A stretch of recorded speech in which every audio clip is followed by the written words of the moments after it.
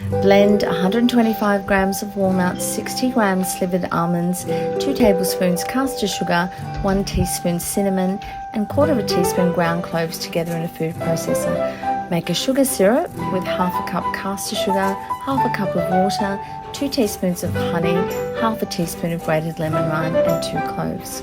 You will need 6 sheets of phyllo pastry. Cover them with a damp tea towel while using so they don't dry out. Brush each sheet with some melted butter. You will need around 75 grams of butter. Cover with the second sheet and brush again.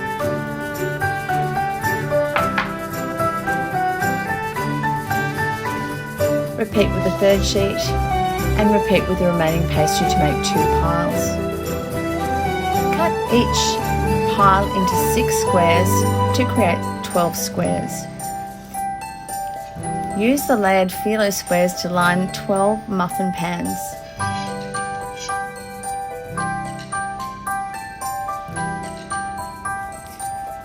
Crimp the pastry as you insert it into the muffin pan. Fill each with 2 tablespoons of nut mixture.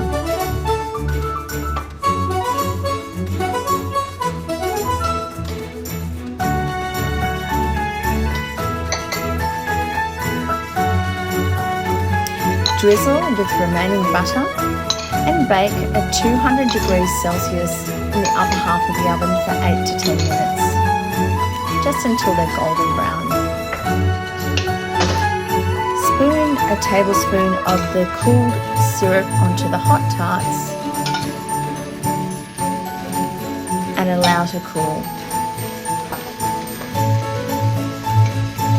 Serve with a scoop of ice cream or cream.